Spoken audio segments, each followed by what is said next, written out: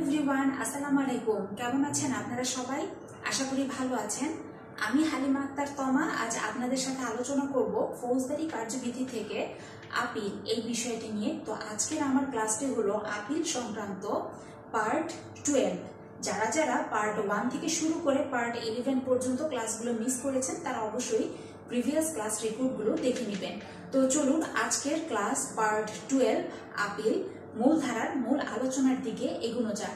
প্রথমে আপিল আদালত কর্তৃক সাক্ষ্য গ্রহণ বা সাক্ষ্য গ্রহণের নির্দেশ, এই বিষয়টি আমাদের ফৌজদারি কার্যবিধির অধীন ধারা 428 এই ধারায় বলা হয়েছে। তো মনে রাখবেন যে আপিল আদালত স্বয়ং অতিরিক্ত সাক্ষ্য গ্রহণ করতে পারেন অথবা কোনো ম্যাজিস্ট্রেটকে এই সাক্ষ্য গ্রহণের নির্দেশ দিতে পারেন। আর আপিল আদালত যদি হয়ে থাকে হাইকোর্ট, সেক্ষেত্রে যেটা হয় যে হাইকোর্ট তিনি দায়রা আদালত বা কোনো ম্যাজিস্ট্রেটকে এই সাক্ষ্য গ্রহণের নির্দেশ দিতে পারেন। এই হলো আপিল আদালত কর্তৃক সাক্ষ্য গ্রহণ বা গ্রহণের নির্দেশ। এবারে চলে যাই পরবর্তী যে আপিল বাতিলকরণ, অর্থাৎ আপিল কখন বাতিল হয়ে যেতে পারে। তো এই বিষয়ে আমাদের ফৌজদারি কার্যবিধির অধীনে ধারা 431 এই ধারায় বলা আছে।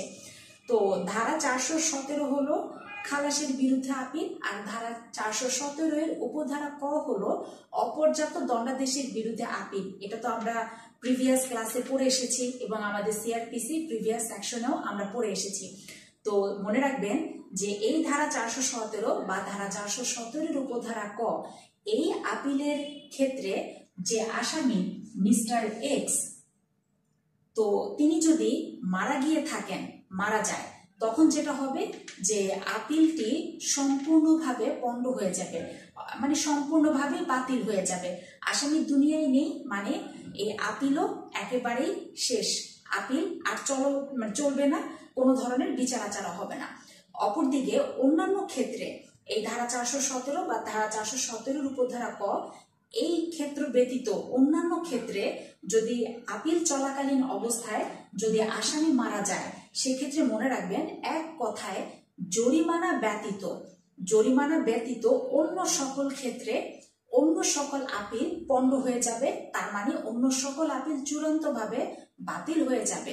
তো জরিমানার ক্ষেত্র ব্যতীত যেহেতু বলা হয়েছে, তাহলে বোঝা যাচ্ছে যে জরিমানার ক্ষেত্রে যদি আপিল হয়ে থাকে তাহলে সেটা চূড়ান্তভাবে পণ্ড হবে না।